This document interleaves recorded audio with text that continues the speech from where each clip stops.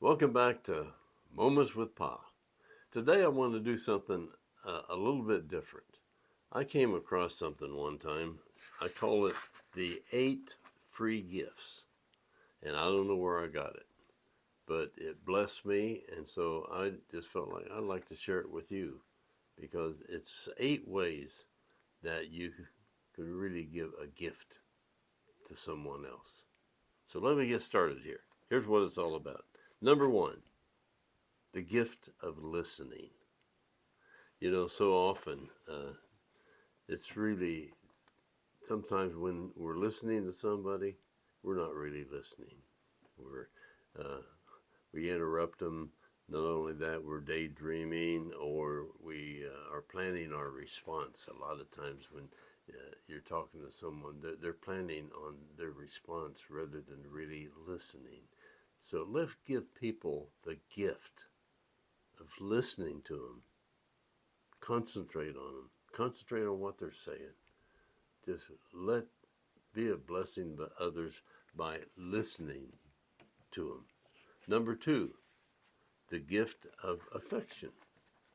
And you got to be careful with this one. Okay, so we need to be generous with hugs and kisses and pats on the back and shaking hands and holding hands or whatever the case might be. But the gift of affection. Now, these small actions demonstrate love for other people. And that's what it's all about. Jesus loved people. So when I say the gift of affection, be careful. Not everybody's touchy-feely. Now, I know some people, when I go into a place, like if I walked into the church, there's some people going to run up to me and hug me. And then there's other people that, boy, don't ever do that because I'll never come back if you do that. But be sensitive to people and give family, friends, give them the gift of affection. Show them that you really care. So care about people. Number three, gift of writing notes. Now this is kind of an interesting one. We don't do notes anymore. We text. That's good. But I think there's some power in a handwritten note. Uh, uh, Let me share an incident with you. I had an opportunity. In fact, personally met George Bush Jr., President Bush Jr. Uh, a long story, but he came up to me in a place, and he actually introduced himself to me. And he said, "I'm George Bush," and he was running the campaign for his dad. And he said, "I'm George Bush." And I said, "Yeah, sure you are." And I turned around and looked at him. And of course, he looked just like his dad. So I said, "Wow, this was really George Bush." But anyway, I met his dad also. I worked for NCR Corporation in Dayton, Ohio, and Columbia, South Carolina. And when I was in Columbia, uh, president at the time, or running for president again, was George H.W. Bush Sr. And anyway, that all came about because of a handwritten note. This is important, I think. A gift of a handwritten note.